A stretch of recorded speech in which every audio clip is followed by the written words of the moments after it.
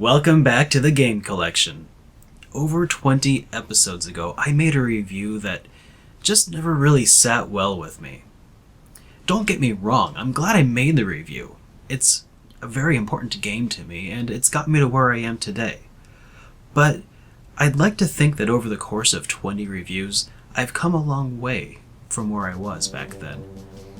If you haven't seen my original review, I'll go ahead and link to it in the description. But if you have seen my review, stick around because I've picked up on some new things this time around, and some of my opinions have changed. Anyway, it's time to give this review a much needed update. I am SuperDerek, and this is Soul Blazer.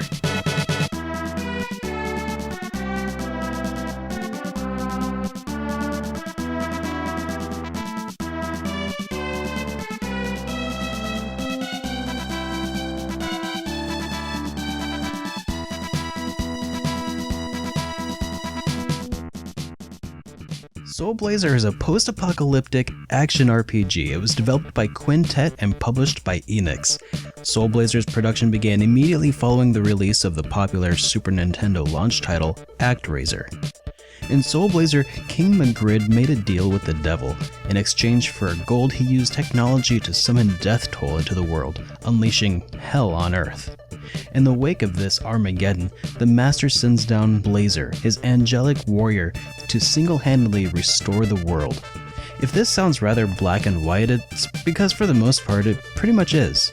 The overarching story is pretty bland, and the hero is a silent protagonist. I think that might have been by design though, because NPCs, not you, are the actual stars of this show. Soul Blazer is an unusually dark and mature game for the Super Nintendo. It deals with coming to terms with death, self-sacrifice, guilt, and the afterlife. It's a very somber game that reminds the player every once in a while that the end of the world just happened.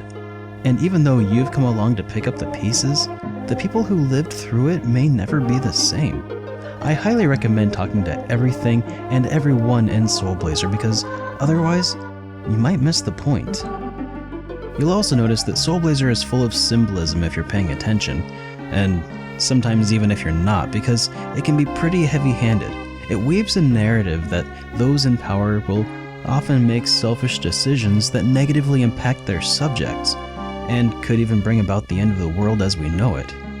As an avid fan of technology, it's good to see that the writers were careful not to blame technology in and of itself, but rather the misuse of technology by bad or deceived people.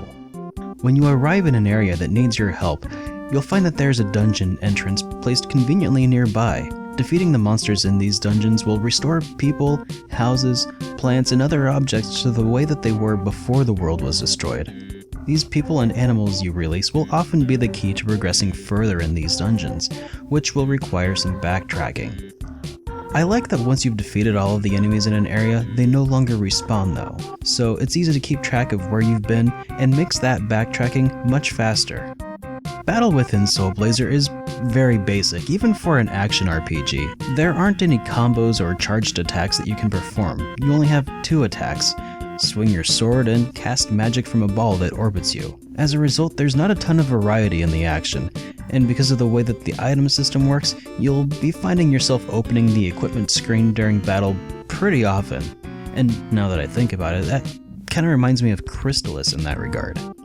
Unlike Crystalis though, Soul Blazer doesn't let you explore the world between towns. Navigation between areas exists as a map with points on it that you warp between, so there's a bit less to explore. But the way that the game is set up makes for a world full of secrets. Throughout the game, there are 3 hidden artifacts which, when brought together, will allow Blazer to use the ultimate magic of the Phoenix.